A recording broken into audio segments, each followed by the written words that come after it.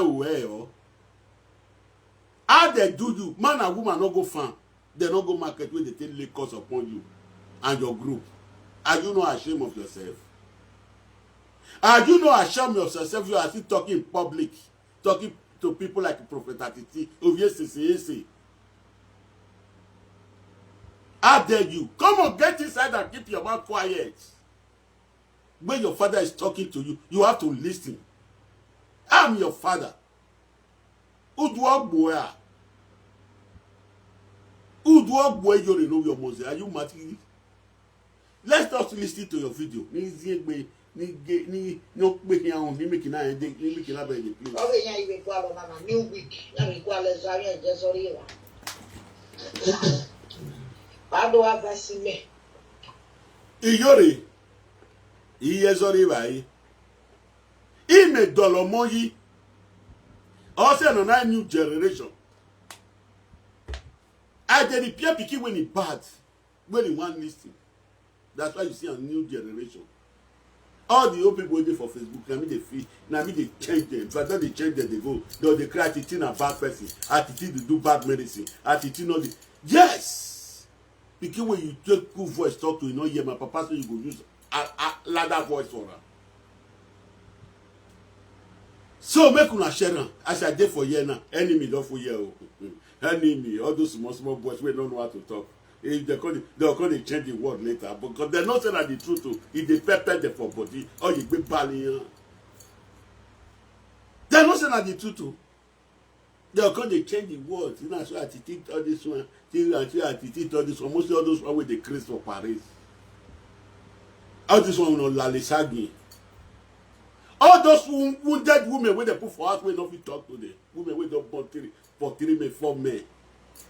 Categorical women. But we listen to this Iyore Omoze, we say more. Achawo Chataros, we do Achawo for my cadets. Achawo with the advance Achawo. My papa tell me say Achawo no they do good thing. You know see those spoil all of the so they dream since the make net out for looking eh. Wagume kuliya kwa wari. Wagume kuliya kwa wari. Wagume pia like your thing wala. More listen. The we say I beg make they touch my page. They touch my page. Make una press I like your thing. Wagume pia like your thing. Make them not distract me again. I beg. Make una press I like your thing. Waiting to wa appear like your thing. Waiting to wa appear like your thing with Facebook. Not down here we now. Not down here. I don't be Iyore for how many years? If not be say me I like Facebook matter. To become Iyore one of Paris, so I think na for Facebook I answer it. To become Iyore one of Paris. I don't be say I not see her. I see her when you go Paris. No go be way, nobody sleep with you. So if they go for road, if we need to go, me with you they go, I go the shame. You know the great Nigerian man, so go be now the great. Cherry. When we done, when I don't leave it for store, I go back, go they ask the question. They'll say there's 5 million, 9 say there's scatter your which I back debt. What be that woman one? What bizarre, what more? Where we are now. Iyore done. Iyore Kawosa. No more madam Reyegan. No master. What more? Where ogun no gbo kan agbe doctor ebo na mu gbo kan agbe doctor ni igwale ni doctor ni ije dano ritali na uti egbe na ije na o wa ni ugwa ya o wa wa gbon sort of bad ministry ni wa mo yan we have you pe ago we have you go ni dano e video we na bloggers wa ki wan fian abe mo na look how many people they watch me for Facebook because the network they touch and na here na one for Cotran bloggers. When I the press I like your thing, make them not distract me again. Make them not distract me again. When can I go bring this in? We no worry. Useless woman. Wait, the useless girl. This one not rich woman.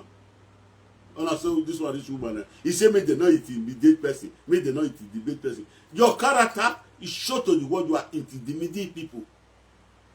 Now what you they do now you talk say me person not do. Now what you they do now you talk say me person not do. Make una help me we'll start now, we'll start. I beg make una help me press. I like your team and look how many people they look me for Facebook. When I help me look how many people they look me for Facebook, we'll start. When I can't listen to this sumo oh where I quick or not strong. This one go to see the advice women waiting for husbands we don't get any picking. Women we supposed to the advice and I go the advice them because my partner is so no get sense. He get the type of the woman with the listen to them, all those content women for society. Say he send message go Papa Kido. The message when he send go, those messages, wait till they give you, wait till they pay you for a side. Wait till they pay you for a side. Not be a juju the knack for your head, you with your members. You with your members, not be a juju the knack for your head. Toga soon wet than a woodwa. Oh, your bar, toga soon wet than a woodwa. Wow. So more go now, my people. They know right how many people they watch also. They know right on. I want to share myself first. In Martin women or man. With Facebook, you book kind of bunny, you book kind. They say work with person online. You know, see person they invite me for team to just now. Imagine I'm here. Maybe one can contribute. No verse, my brother or my sister, you wait they say we want show just now. I know imagine now where I know if you tell you lie. I know they proud. If you know why I want that. Only wait I know for Tito I own now. If I want cut out, cut out. But for Facebook, I don't understand everything. You know, say don't tell when I did for that Facebook. More than 5 years plus. If me they operate Facebook, now person will go school no free operator. The way I think they make a but little, they say that waiting they learn, waiting they poor, now they sabi. Think to people, more not worry, more not to worry. I don't know I'm a person they will go show me. I will come know. So make una not to worry. If they invite me now, I tell you the truth of my mind. Me, you're losing at the truth at the talk. So now so they do my thing. Now the truth, now they follow my enemy, they fight. If I take the truth, they follow the fight. They will call me different name. They'll call me Bebe. They go call me Ojewe. They go call me Aguekia. They go call me Ekia no big God. Nothing where they know they call. They know they talk. But the people of the world know say now the punching handed. Now they hold them. More good. They know right and put how many people they for Facebook. Now 10 people they look me for Facebook. Before when I just start, 50 people they look me now. When they don't touch and I like your tea, people no press. Wagumepi, I like your tea. Make una share the video, make it go viral. Wagumepi, I no go viral. I don't say me give me money now. Gumega, I no go viral. He married to borrow, and he borrow go Yahoo. He million every young winner now. What I borrow money to do? I don't get time. Imagine to borrow nia. Wagume share video na no go vera. E vera no ro me gwalo. Ogbo wiyan ji go ri ba e wono yeso ri ba. We ma wono yeso ri ba. Make ya Facebook le ma mi go. Ama we ya ri ba. Wa biza wa gbon Iyore ugu agun ogun we wa temi oye ni pepe ne nfuwa. Emi yan we ta oye ni pepe ne nfuwa.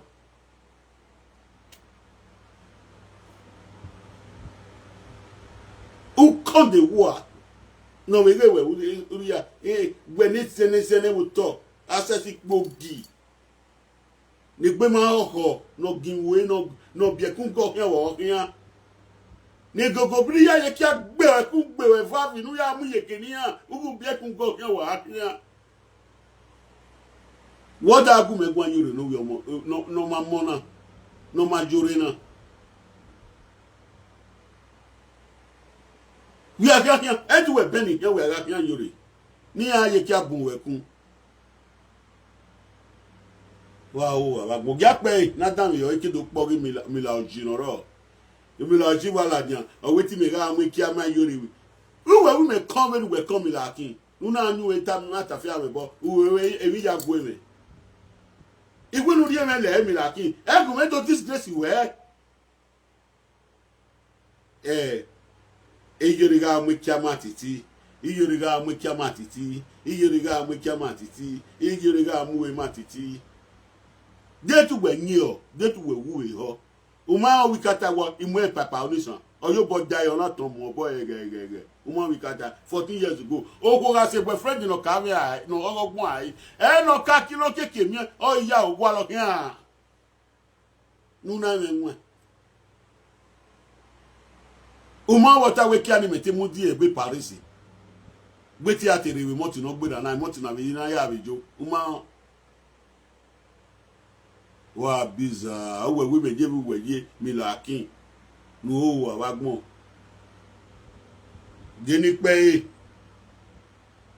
Saturday na the grace I wan come advice na teacher I no know wetin I do if me no do like this no for no talk about me they know they talk about you, they know they talk about you Iyore Omoze tag de beat o ni oba no koko mu wan wo kwa ugbo ma gbe.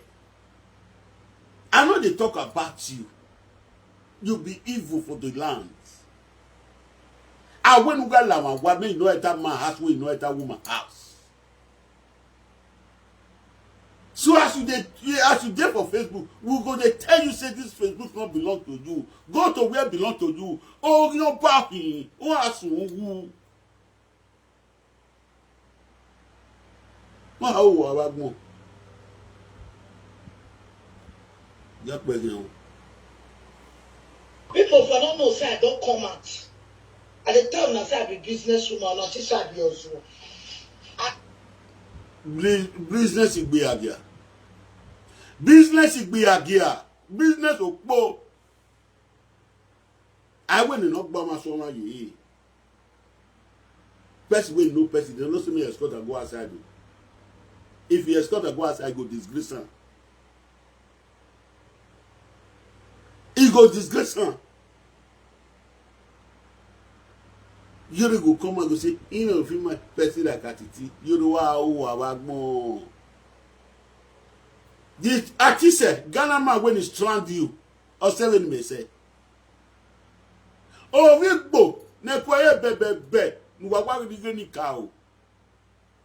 De no ya maseme. Ori owo obi emebie, o mebe mebebe, o me dablas. No just set it to do a room. Ige mi etewe. Ige bo. Nukwa. Maberu ya mu eno mi bo ala lo. E kwaye we bo.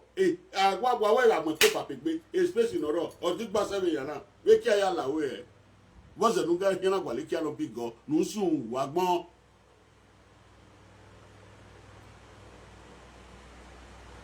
Nusun gu wa gbon.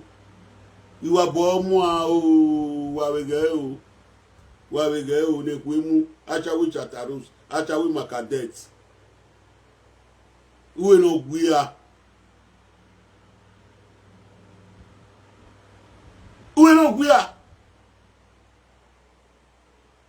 e black pepper we jojori e black pepper ni sage gin dedegbe wa o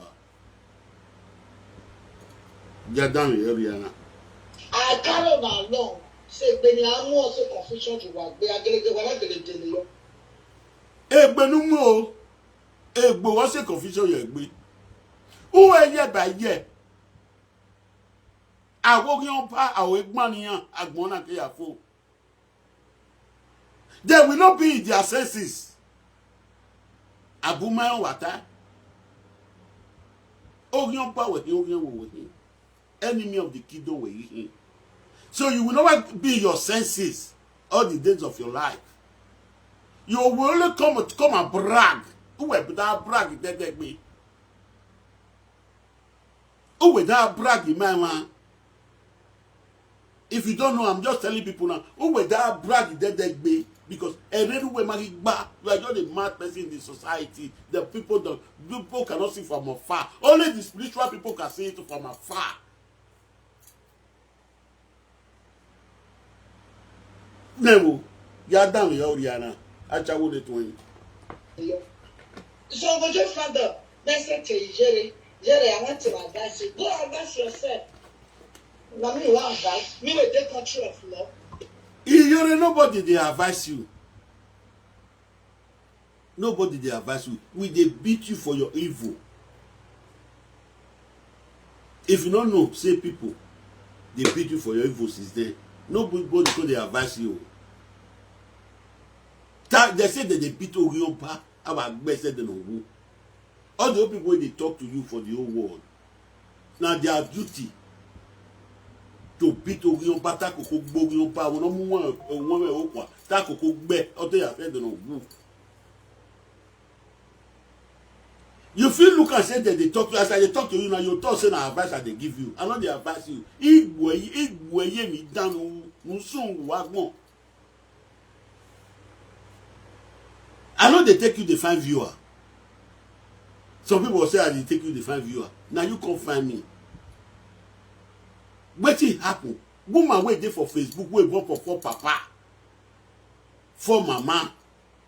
Achawo wey do achawo 2 times wey dey pay the pot go house. We pay 96,000 euro. Where Vabros come to Okwa for away. Where he married for 4 years. He husband papa, he don't know the junction of the house. He husband mama, he don't know the junction of the house. That kind of woman should come out for life to say they advise women. They say the foolish women in the Bible. They make noise too much. While the wise one, they use her to repair their home. Share the video, let the video go viral. That one will see come out. That one, this part are not concern you, Iyore. This is Kiana. You maybe you forgot do one now. You forgot the plan to go Benin now. You forgot the plan how to follow me go Benin now. By now, don't be saying I go come. Matter when not concern you, that evil woman will go do marriage for Nigeria. A dog woman, we call herself a dog woman. In front of the papa, they not take canopy put. If they see the cat people we marry now, he go say he marry. If papa palo, amagbo kuku, we pale ra, a useless woman in the society.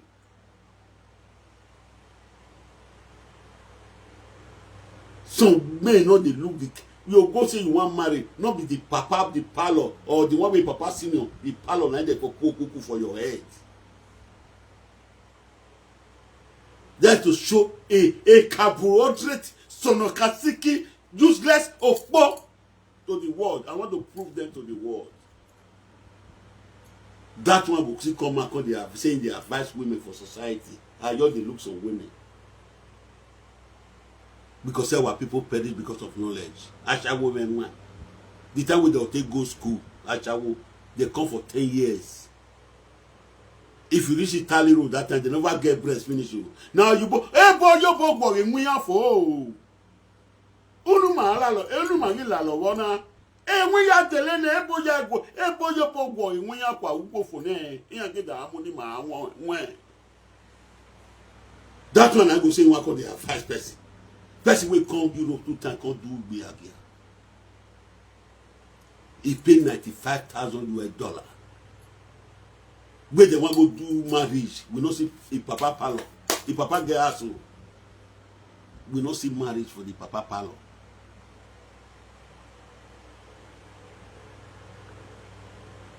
Una not the if una they look such way they happen for the world. Una not they look well. I mean they see everything I go reserve.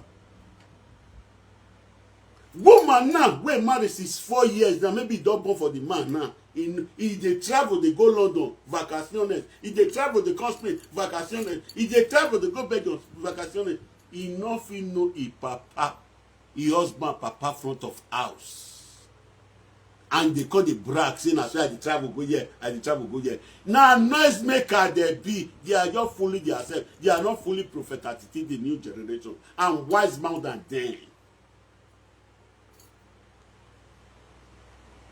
That one could see the talk. What if may God not let bad thing happen now? Sister Florence, bye. Wait till you want to tell the pikin. Your father is from Zimbabwe.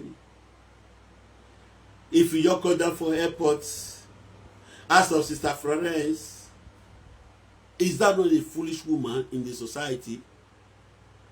That's one I go call the advice on. Now it matter where it happen. Oh, I don't know how to do one. I don't know how to do one.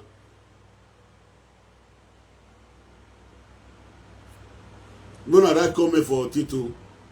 When are they coming for Tito? I beg. Go and know whether people see the here. Something does they show for the scream of the Tito. We all they show. That one, no matter happen. Person will use 2 years, 3 years, they gather 10,000 followers for page. That one will go they push strike. Ashawo character where they learn for Ashawo road. Where they think the thief they are made pants. Carry go as Babaya with women. Egg me go. The Ashawo character, he bring a call Facebook. Now I can't what I put. Now I can't what I put to make on the list. Now you say, because say me with an don't do boyfriend and girlfriend 14 years ago. Because say one country can disgrace me. He said that one I'm mama. Say na mama. If I come out one time, when I tell her say, when I tell her for SARS, me with her tell for SARS, say Iyore, a retard down with the lake, I shawona. Me with her talk finish, I tell live video. I have a shawona. It's gone like come out for live video. Say he will come out one day, he will come to her for a quick where issue of blood. It's a get cow. Say he will contact cost. Now I said wait for her. Who in it twain? Who in a quack? Now I said wait for her. He does it the time, don't wait for her. That one with the put strike of person page. Oh no, even you go a moment go there. As many people talking, who know what they take money they do, you know they spoil person money. If you not sit there, all those achawo, we don't tabach, modern women, we don't go for 4 men, 5 men. Now they push strike for people page. Now I call a puto. Now Iyore John come out. Say one come beat me. For it out. Now with this is there. Now with this is there. Okay, now. Why I explain for Tito people, maybe Tito don't know what the happen is the Facebook song go don't hear. Now we'll go to the video where Iyore do 2 days ago. We say, I don't know what he talk, we can listen together. If not for this one, maybe the next one. More your list to finish. More list to finish. Now welcome Tito people. How many people they look me for Tito? I don't know how many people they look me though. Facebook 22 people now they look me. Okay, we'll go. If what you are doing now, make police arrest you. Nigerian police not get that from abroad. Now only abroad police. And you know about to say, I want to marry with the Nigeria. On a lady, Europe, we get Nigeria want to win. You get me only. Win Europe, you know. But when person run from Europe to Nigeria, if you Europe to TNT are in Nigeria. How to azure. One message yourself. That don't have a problem of everything. Why can a problem where Orion power he. Either give yourself hope now. Or you go open it by oh, was I go. But they would do that. Me, I not the serious. Not pray, I made the pray. If I dream, I talk. Wa biza wagbo ma dego de e ma dego no ra wan except mama oni ma go an ma nwa owe owo ka supo wewe e mi no wo kan mi ya pepepe ona gbupe ma ga bere mi ari nwa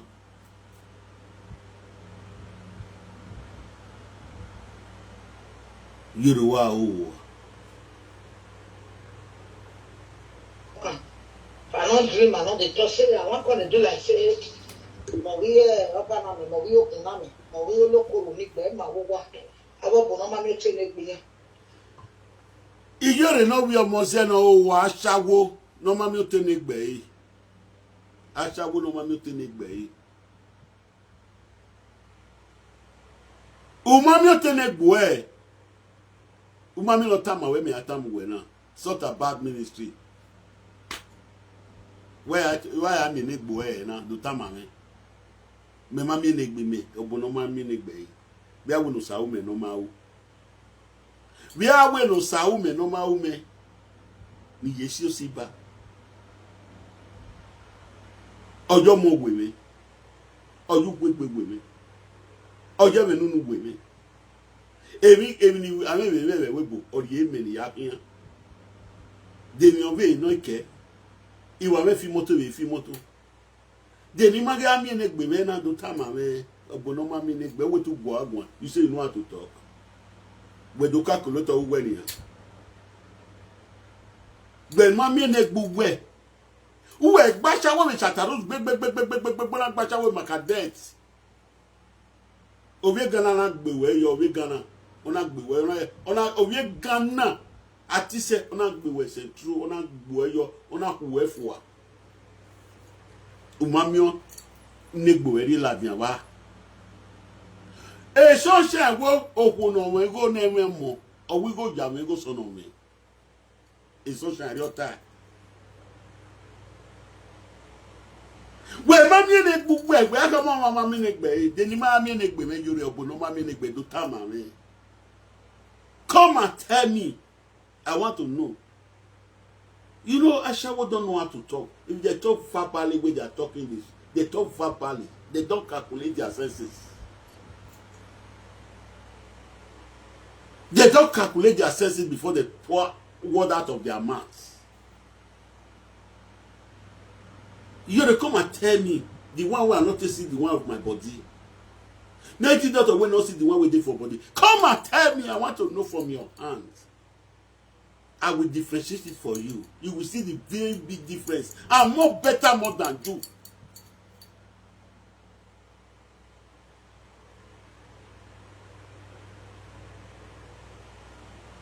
I'm better more than you. Then man, as I not testing my body, waiting my mate to get for Europe, I get on. I know they sleep for street now. Oh, why we? Before the month, both feeding everything, I will spend 1,000 for this apartment when I did so. God keep bless me for Nigeria. 3 years I come Europe, I bring and come. God take another one, bless me. If I go Nigeria, I know they sleep for hotel. My papa get house. If you do, I not get house. My brother get house. If you do, I not get house. My sister get house. If you do, I not get house.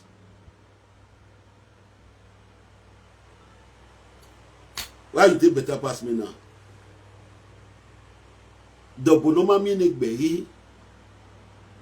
Emi yana anyagmo. The last time I check, I know they tell people me they call me mom, daddy. Because I don't get picky when they call me daddy.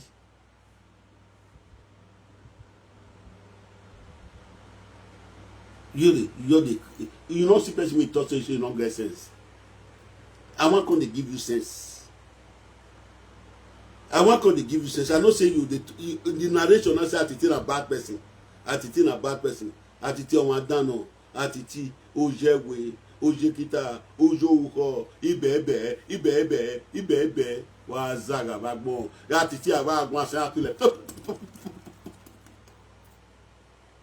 I say full day. Abi? Then what do ta? Atiti na bad medicine they do. Na bad medicine do. No, if you don't find me, I'm not going to find you. If you find me, I will find you. There's no fair true, now they throw small one. Who true, now they throw the big one. Or it tell you, I work with Benin parables. It tell you me, I'm winner. Let us listen to Akpano Bobo now. You know what about God? I don't see vision. I go to keep me, mommy. I better then now. What mommy solution? Then you cut it. I have for a do. E cut it for my fool. Oh, when no yame. Oh, even no have no banner even have fire. Benny meje. Iro ama wafia mudo agafia me.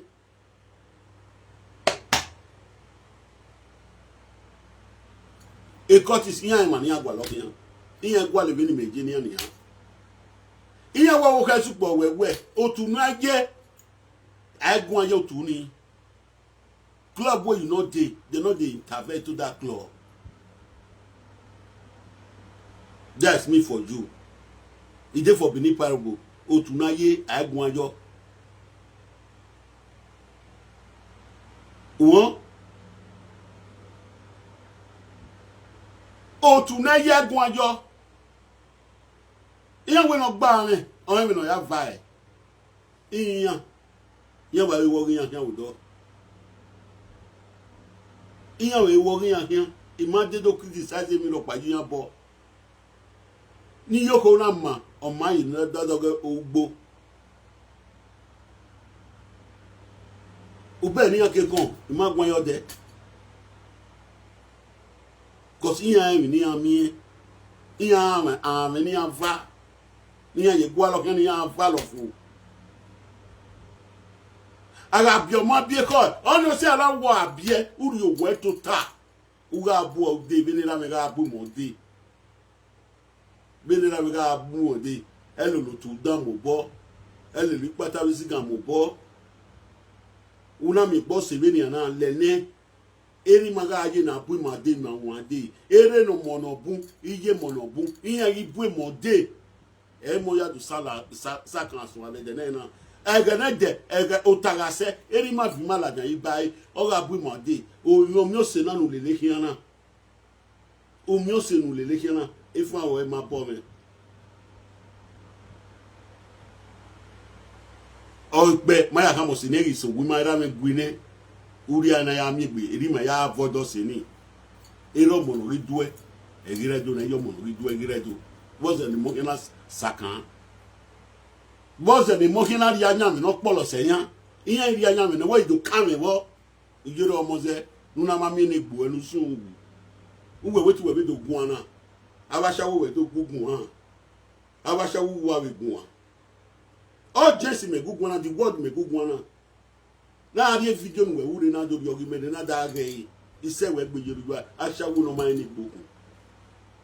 I pretend to people where Imagine school and Imagine school, but my father taught me as education is different for school education. Wow, more. But not just school, kill them one half. If I go make it back, I used to say it every time. It's better. If I'm willing to talk, I talk to people. People understand what I'm talking. So let's go. Let's go. There will be you. The government and I will go and our mother on the yaka. You don't have a problem. The baby Jore. A government is a law. Here winner. I'll tell you, man, we were voting there. As we go down now. No way voting about Beu. Why are we governor? Apart from our Bamuja Abusali, any care was so much at Beu. Also, I would have voting as we go down by the South Guinea. They do a woman can have with it. About Beu, your banner on Ania, Yawa, or terror. Now you may win ya. Ni book, ya one ya book, wa. You carry that, didn't you? When I carry that. A government in order na who yan bubu or who that dog here ya take me man of your talk or who here even a rebel man so that we are me at all but who I want a bonny where what as we go down oh when I tell better or what kagele no joint to cut is waiting ya who yan rua no ya ta carry that day but me do ma come carry that day go so when wa gbeu no gbunaye post na no Ona se ajabo gbo iyo oga mu yo to omun ni o give vai continue wa ni wa wu wa ko wa biza wa gbon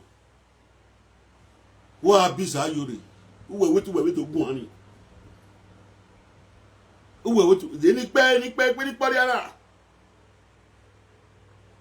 mo se confusion jo wa pe wa me ni aye lo ijo wo ye o umegbe o wọ́n kàn lọ́wọ́ uwe yẹ bá yẹ uki oyan ba de gbe nu e contract oyan ba we awete oyan ba nu e contract o di accept de no wu we are nu e contract wo we kan me wo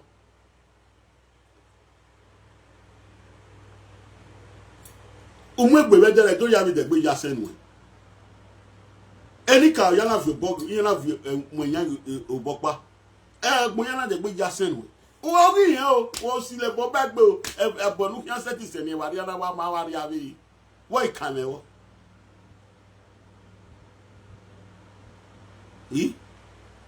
o we pe ni wo ni ofriki me wa gbon ave ifie do ba nu kun ye gbe ni no ya loko ma so we du we ma no ya loko ma so we no je satin ileke no ya iye satin so we wa gbon iyan we kino meme o ya go na we Christmas no 90 na o ya go o meme we kin yo nu na ye de gbe eye ba ye wa gbon na da me o èmi amu o be agare be no se tun ti baba le lekun e de wu fi awu wa ba do to ba di we agare be no ba yo eko o ba yo eko we za boy am gbe ni niyan mu e be na niyan gbe wa sa me gbe bi wa emi aba di wo pipalu we ni agbo be mi abege we abita we be ni zie yo eko gbe fun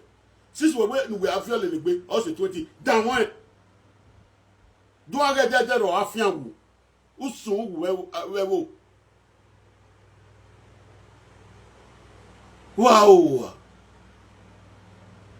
e palo oje we na ko wa wu ni we ari do we am gbe ni ni do am we ari do we am gbe ni do am we e bi uruma palo nu je ni oh na do nu pe asawo dey make noise no you. Because me, I love challenge. I love when people are talking about me. People are cursing you. People are laying general curse on you. People is not talking about you.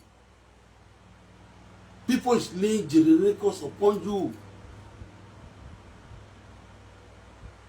A foolish woman. Okay. Near one may be Bible. Does not know how to talk. You talk pretty. You talk verbally. You brag too much. Hey, you know been walking.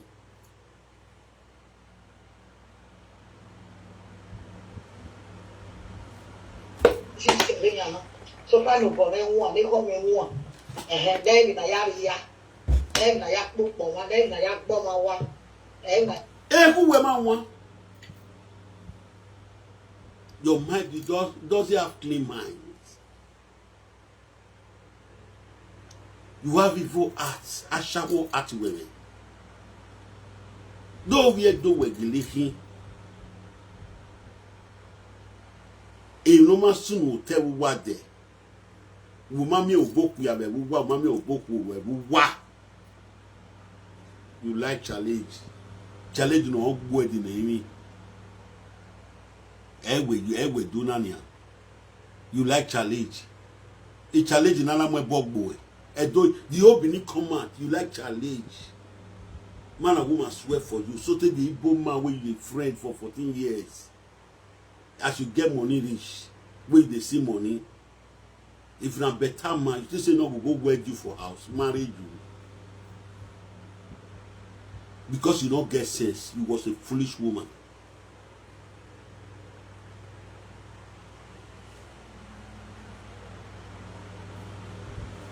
Today, he dump you in the street. You are making noise. You love challenge.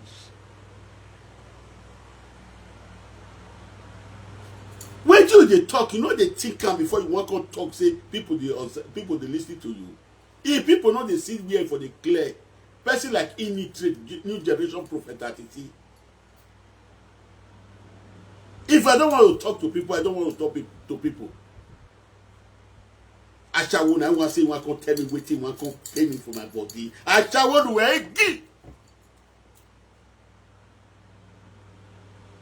The trailer wey the man when go bring when he sleep with the Iyore for Chatarus, he dey load am for.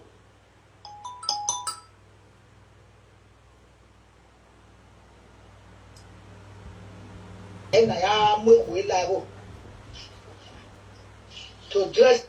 You know, be the way they take bring shame, they call land. Where shame don't there for your body. Shame don't there for your family body. Shame don't there for next generation when they call that me. You know what it is? For more than 4 years, they lay curse upon you in your father's land. Man and woman went tax. They did not go to market. They did not go to farm. They pick red all year. And I had boy. You are not ashamed because you don't have good people around you. You say you are popular, but you don't have people really reasonable around you. You don't have better people. Hey man, well, hey, what guy most on they are all cowards. If they are reasonable people, they know what it takes. They're supposed to brought you up out of this shame because they are all non-articles.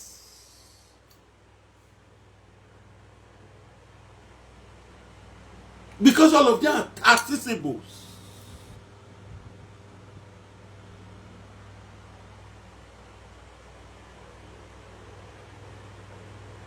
Are you not ashamed of yourself? Are you not ashamed of yourself? And you are still talking in the public. You like challenge. A challenge where man and woman come out for SARS, lay curse upon your heads. And it's giving sleepless night now. You don't sleep in the night. Yo, that money now. Yo, Facebook, that you put me for this one. Now only Atiti will do this one for me. And Atiti now, he say Iyore your big gear. Iyore your big gear. The vow where Atiti they need from my hand. Now be the thing where they cause am o. You don't fit tell the world. Go Billy. Rita Yemi wait for see your husband. Ashawo road. Now for pick and go also. 5 euro Oyamwe. He don't. You know see they buy agbada for her. They wear canvas. Wow. You like challenge. When your members, all of them decrease, they don't know what to do. They follow you talk finish. You go to cry for his house every day. You go to cry. Your eye go to swell up. Wait till they cry. Where people know they see. Last day when you come in, you say, believe women where you stay here for pa, ni la ni mwezi of na way. Enough before you are who. Jory, me we are doing with social media.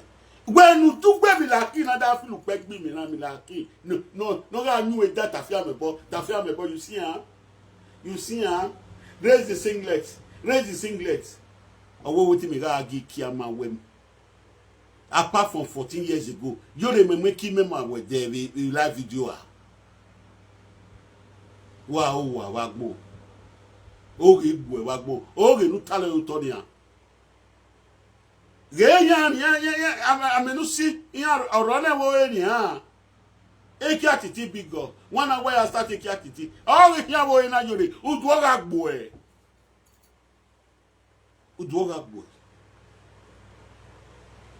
Dress like this for abroad. Teaching am one. All those things when I wear for here, you teaching am one. When they go, I'm go now. Why are you talk? They look am like this. Only this here you do.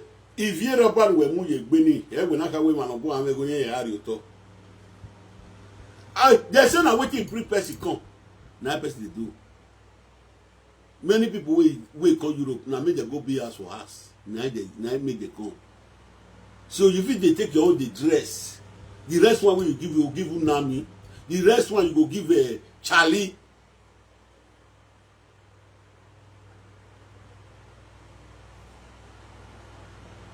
It's more than 500,000. Only this year, wait in my hair. I know say I bought the year 200, but all those big take time, cut dress and all those things. Unwe, you too proud. You too proud. The hair where you put for head, it was the 200,000, 500,000. The phone where you dey sleep 3 months ago, now they bring your phone come out for here. You don't get phone. Phone where you take do a shower for market debt. Now you carry go Yubo house because your Yubo, I don't know your Yubo. Oh, but me boni. You was needing document from that man. Man, when they sit down for corner of store. Well, 14 years ago, when I dey take him, I go take him hand. Here I am in the street.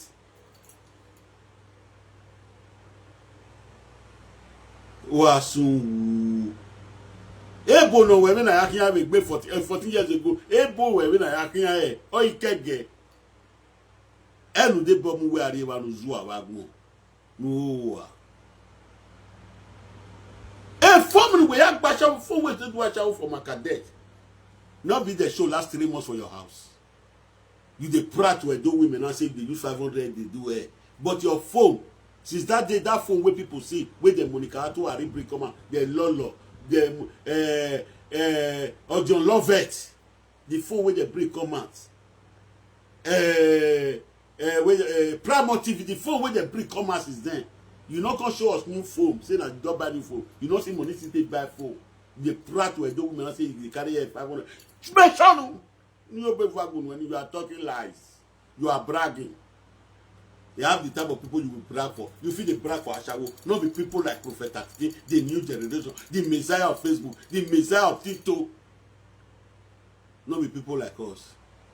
Wow, why a woman they take you think a man woman they take you go take sweet man take us at our house. I mean, idari. I mean, on lalueni ko you know. Aye, bizo wagmo. Wow. Eguya. Yakin.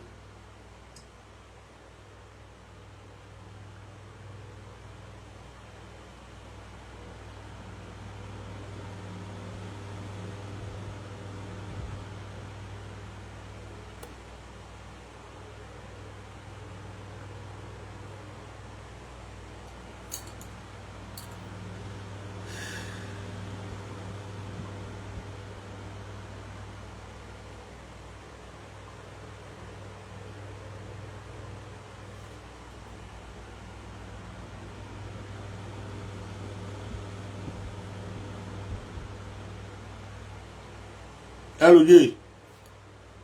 Hello, J. Oh, my God. Hello, J. Hello, J. Èmi ní tẹ́ gbé mi wú. Mi wú náà ni ọmọ wú. Igwa. Ìmọ̀ṣẹ́. Ọ̀rẹ́ WhatsApp, ìdánwò náà rí WhatsApp yìí. Okay.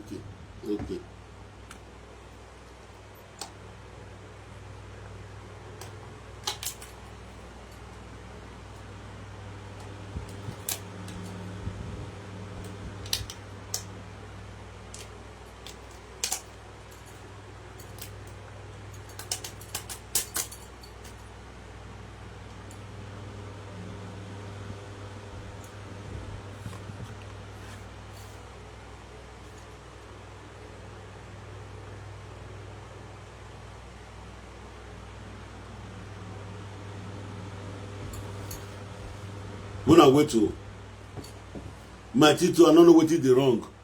People always have it Tito, make they come show me. But when I write comment, when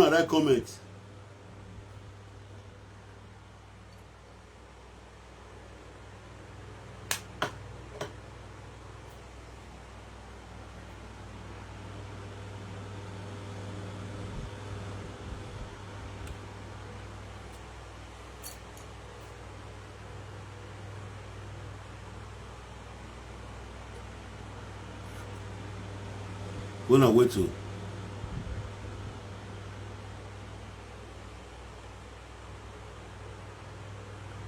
when I wait.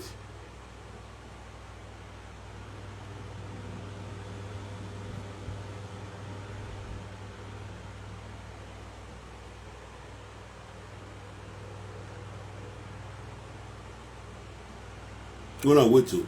I beg.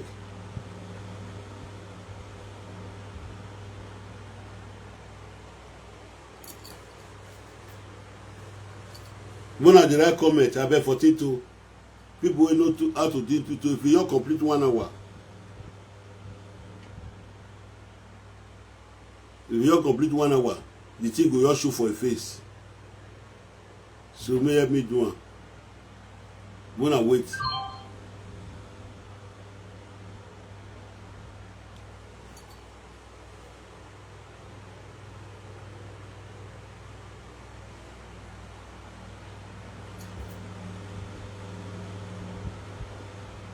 Wanna help me the press I like your tea, I beg. 42. Wanna wait small.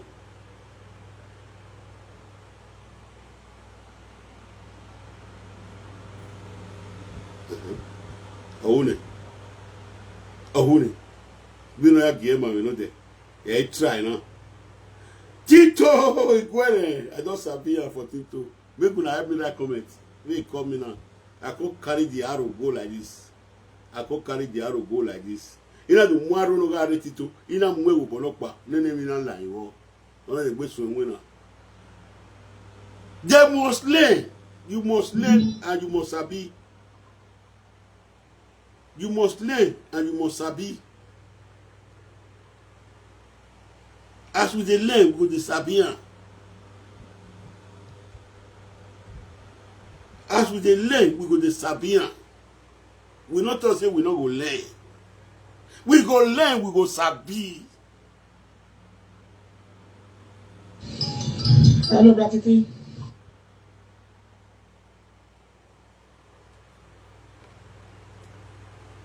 We not talk say we no go learn. We go learn, we go sabi. As we don't sabi Facebook, we go sabi Tinto. As he take describer for me yesterday, I don't know more go. Then this other member when I was 300 euro. That you know, they're not 300 euro. Can you buy it? Wo wo je ne. Let me see what you now don't do for the kingdom before now I buy it. Okay? So now don't do what you need. Don't do it. What you mean never do. No, you tornado. They are going to so way. Iyore, shut up your mouth. Shut up your mouth. Benin don't let us support you. All what you go to do for your papa village. Where you go to do? Now because say people we not get sense now, all of them. Be both your member, all of them, they not get sense. They don't know the right place to go. As I they talk and they come say, I hear your big year. That's why I know I hear your big year. I say, yeah, me be the why you want. Not be what I tell you. And all what you go do for your papa video, not be a those things to do and your papa video, you go on. Abawe, Abawe. Where that belief will call you back. For the cost where they don't lay cost for you, we are winning. You are crazy. Who are you talking to, Prophet Atiti, the new generation?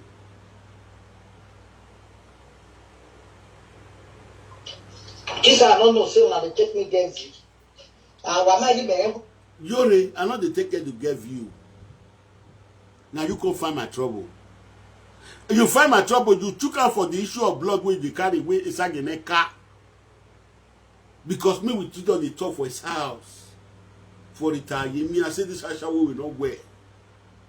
When you go to tell someone not they call Ashawo again, why not call Ashawo? You can't come out for life to say you can't swear put. Now I say I wait for that and swear. And you really come out, you can't for your inside the car. And not chop your money. Imagine you go there, will not be the same. It not be you born me. Not be you born me now. As a traditional man when I be, native daughter when I be. I not get with you, I not chop your money. I not get with you, I follow you do now. You believe say that your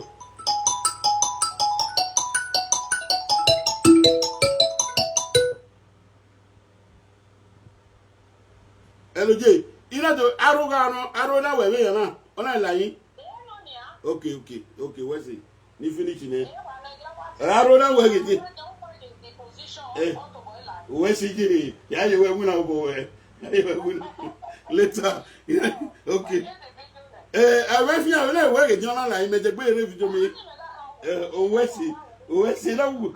Did you not take a fear that you what you when you have later I'm more?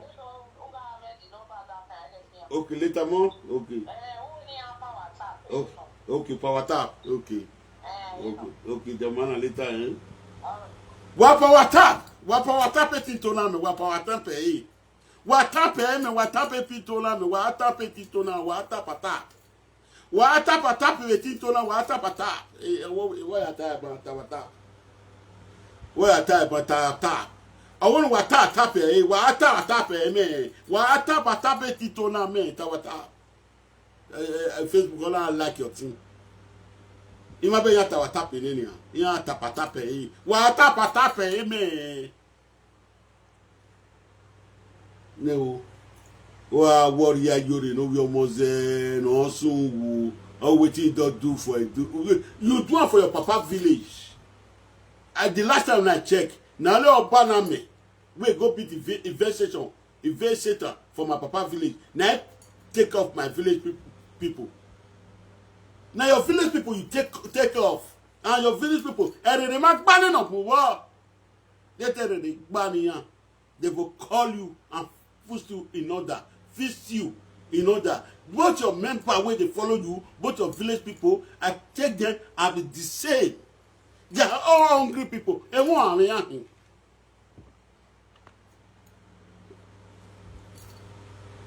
hungry people. They are all dirty people in the society who cannot tell you left from your rights. Now that I'm talking to you, I know they may make sense for it. They know I'm saying the truth now.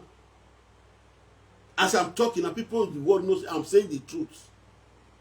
Like what one woman tell me today. Or wait, one woman coming this morning, he say, if he say you listen to me, all those problems will not solve for your life.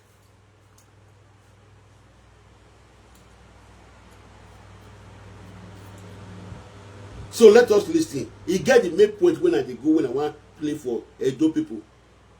Food where you go do, what you do for Edo, not be your papa village now for doing. All those where you go they do. Ashawo bawe mi, abawe, anxiety, aje. The right process you're supposed to pass, he was not passing the process. And Atiti, he hold the process in my palm. I hear your big here.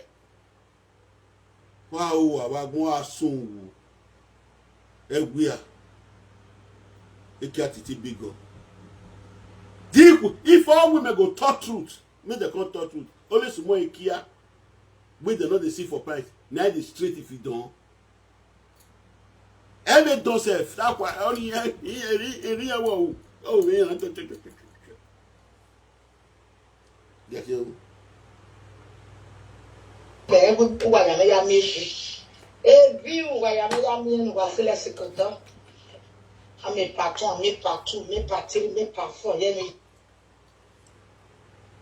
Iyore, no, I want to show Shatarus. I shall Makade.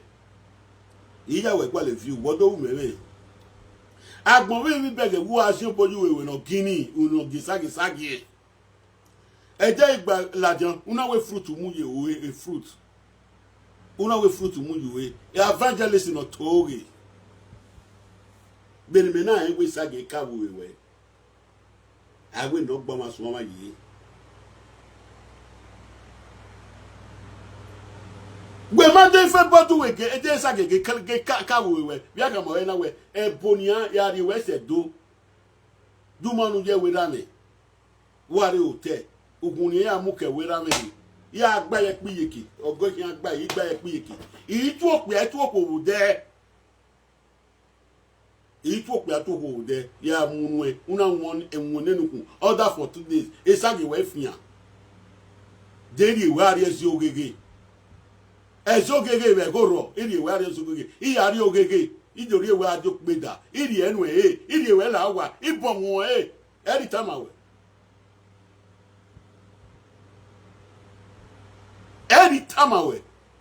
wa o wa gbon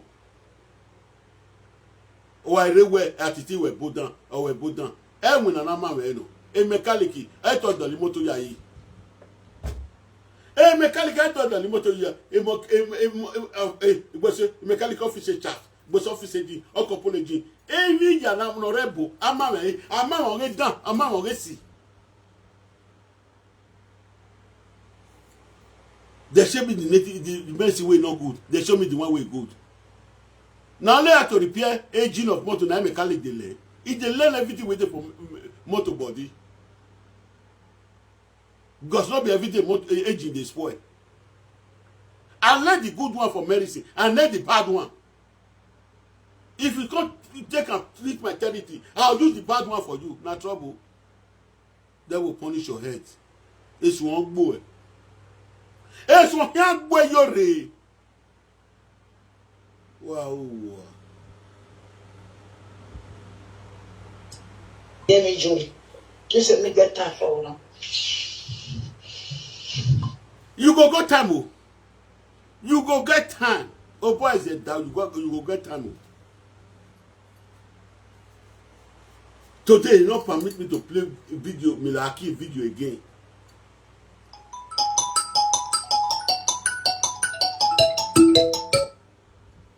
Hello, Laura. Good afternoon. How are you doing? I'm on live video now. Please give me 20 minutes or 30 minutes. I will call you back. The daughter will wait.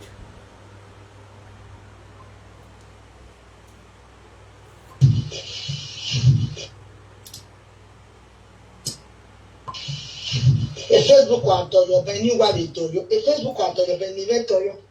Anywhere do your ground where we talk. Who know you for grants? You don't know you. Who know you for grant? Our Facebook do you need do you? Make it like Facebook. We might make a prophet Atiti. I make a prophet Atiti. Make it like Facebook.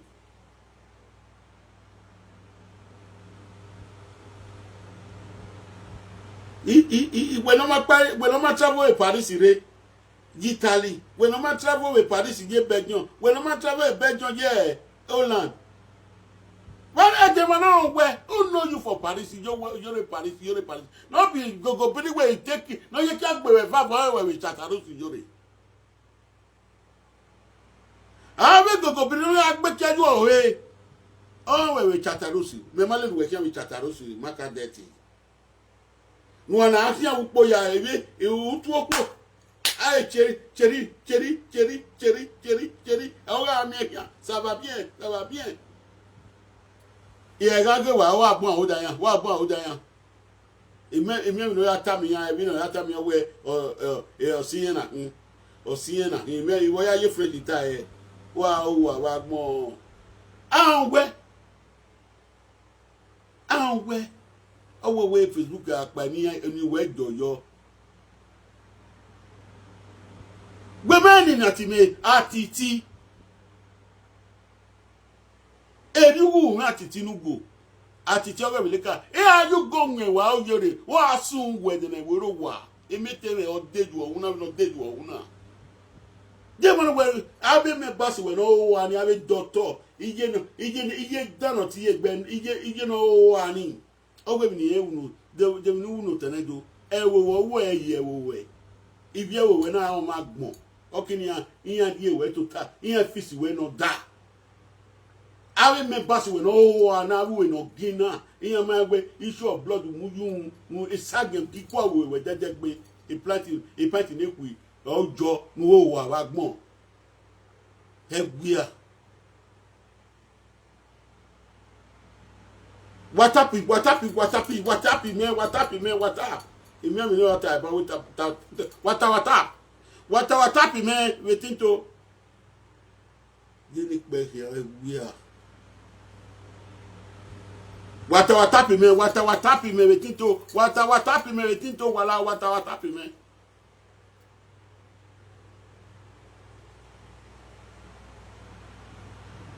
Iyeta what up? Iye ta watapi wetito watapi me wala o ye wala ta watapi yo Wapita watapi me metito wapi watapi me ni amekina imwero gume metito na wapi watapi me wata na dami oriana na dam nwe susu na no pe opo mo gbogbo edeken no pe ajugbo no ko yajugbo ayari ofigbon lajan anari owuko anafi ebo ya lore do lajan anamugbo ekwe yegu wegun a wa o wa gbon ọmọ ni ma koko sí uri oza uri ege wo wa oza gbo e ba gbon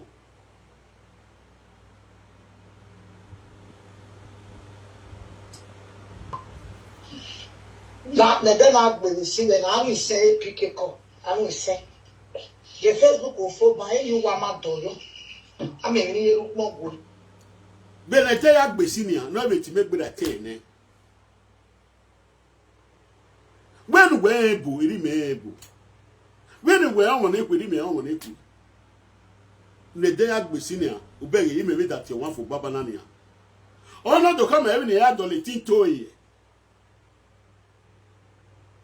eri we abeti ma e man we abeti America ma no ya la video enu ala YouTube eri we abeti ma me da beti wa fu na aru no we ti me si na ri sisi ne because ye ya Iyore ya we ji nwina so e na ati me mana we tu egbe eni wo dojo Atiti re forever umani ati Atiti wow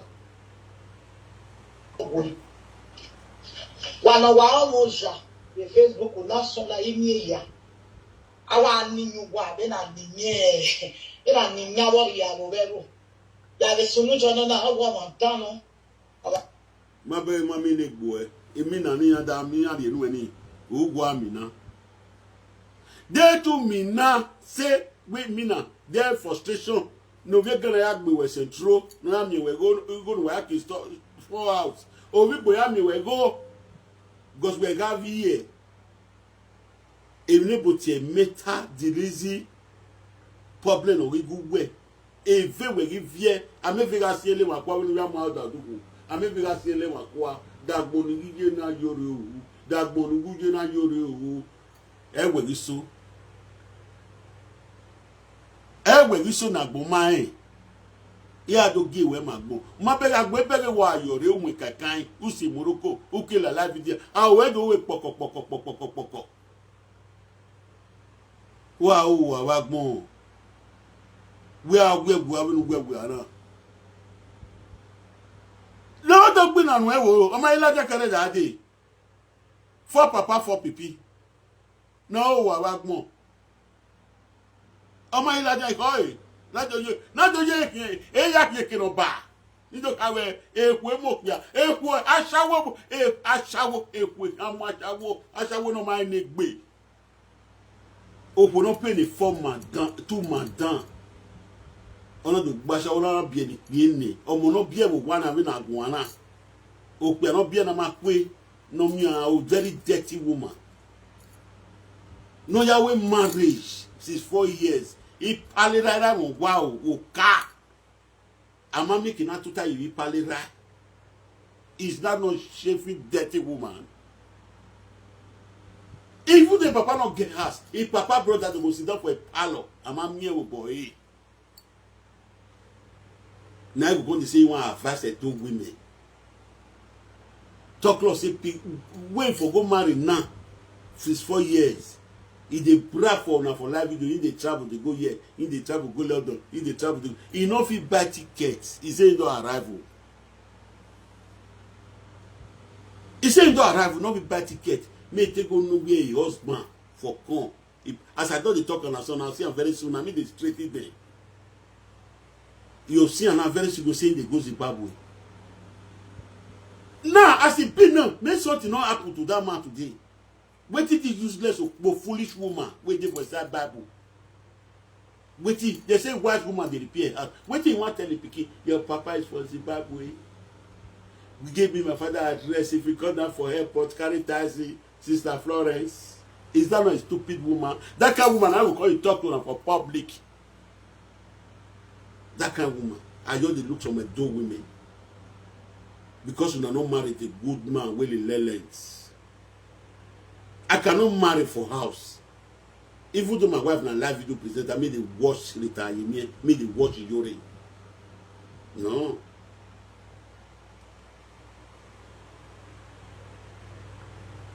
I'm just saying the truth to the world. Let's go. Our done elevator. Those people that came as a police. Yeah, really. Yeah, ame do now. Okpanaga oyedo. Okpanaga oye betoni ezedo. You know. So now magani agero ba na woni atoka. So no police no ro. Yeah, matere we woman no nyaga. Me go tie na wijori. Watapi me retito watapi me wala watapi. Watapi ni atame but watapi me. I like your team on Facebook. Watch your video now go get go vera watapi me retito. Watapi me. Watapi me. Even no mama who do pass one. He don't dey ba retito. Watapi me. Wala watapi me. Me remember you need watapi you know yakia eh. Watapi me na wala o abije me abira me watapi me o wapi tatapi me watapi me ni e mi kina je pe mo di video yin iyan te mo yin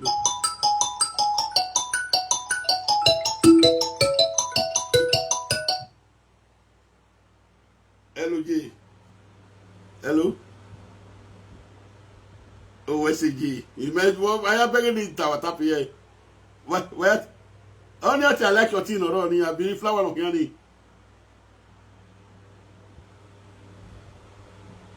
Okay, where's it? Here we are to tap man. Who are about the boy? I have Ave monana ila makokona. No ge egbe 10 years ikpa ade webu no do awe webu no do ki o gbe do gbe ki o ta gbe ane ana be mo pok gbe han iyan bi agbu ma ni bi do gun an ibi edu no ni gbe adan ya be oyara ki be bo unwe susu una pe ma ku be bo o ni o ba Iyore no bi omo se o ga su un wedere we ru wa. Waka video now. What you like your team maybe page. Wow, we more. We on a zakwe.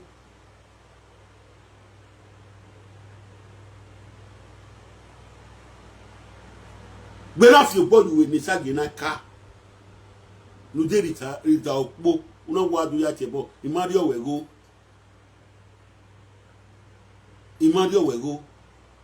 My way, my back, we were born here, because women want you, because you fail of knowledge. Again, why you are at school? 20 years were there, 10 years in the way I did Tatarus Macadet. Yeah, the way I did Macadet. You know, you can't be a cougar, you're to be a cougar, and I do be a cougar. Mabe ki ogbe egbo ne we do ki uta gbo no who da vie when we live video because Atiti gwe when have your kwa we live video una da age when ma Atiti e ma mi na ga ge ne nwen no o wa wa gbon egwe a aderi yeki adego here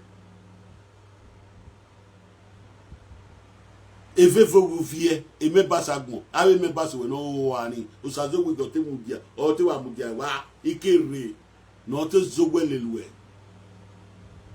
Una Sudan. Udan nous evariana. Organise variavi. Wajak mariavi. Ebonamu buena yori. No, nehian yori. Organise bue variavi. I doctor no sungu. Oh, we don't pop. Oh, it best I did done him. It best I did done. Ukwenos was a wuya. Ni keki ya wewe boy doctor ni. Ni ya gwa le ni we picture ni amu bai. Ejete dani no ritani no ti egbeje no wa ni ya gwa le picture ni wa o wa gbon wa ma se no obi o kana de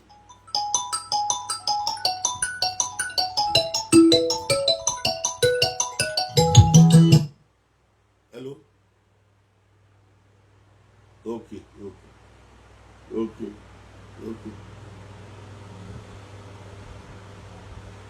newo idenu we no we fa de no de idenu e wa o wa gbon o we mi na do do we mi na we ro ya we mi yi don't make that noise again we ro ya deliver u ya deliver ni yan we ra we go coronavirus before the street upon no ga we do nu do egbu enu na to we ivie we ga o ma gbon e nu ni ani una me ba ga gbon iyan se no igbu pupo ninu because they're full of stupidities. Wow, gbon gbeni igo ni waya de wo ba donate igo na ni mekin ave ime be na ni mekin ave do de o te se tu wisuma to re wo do small but mighty ovio gwe poor ma pikin nu do age wo e do ni wa but ogio pa we ki wa ri na o ki wa ri abi ma be ti ta na ibo di time the whole world ya down me ovio gwe si amaira me do but I am me do awo pe ma ri pa oru bi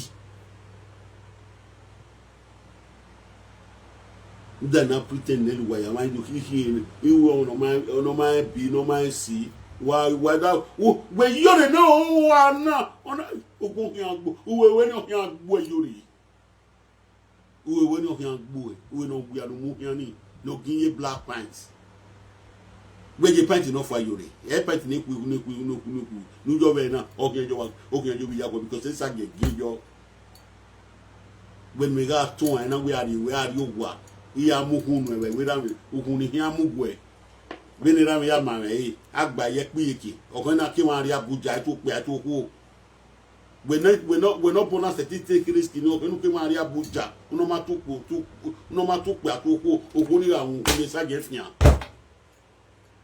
but wa to ma wo de ehun ni wina una du ladian wo we ebodan hian gbo e mechanic no doli moto yi odole shaft yi wieke odole ja boss yi odole engine yi iwe mu no bu amamo ge dan oro amamo ge sin oro emi dan mi no wi no bo na gbo e no bo ya no re Nigeria e bo ni amogbo eri no na gbo di na emi abo bo ya no Redo State nu filu pege e bo ni ati enu ni o ga senu e wogwe o ga senu wo takede na pa no ana sun wujore no bi omo se wa gbon je ni pe ke akan se kini ape na e ma wo wa gun record ma wa gun record e wa e ma mi ke de gbedo pe ni de gbedo no ta owo wi e gi won ari owo ri yen we wi yen e we ranu na aga ba ni yan e we gi won ari mani bi edo iyan mo bogbu e ariana wa ri ari wari agbon yo yewe zo we ko we ohun dan won susu asawo no mo iwori a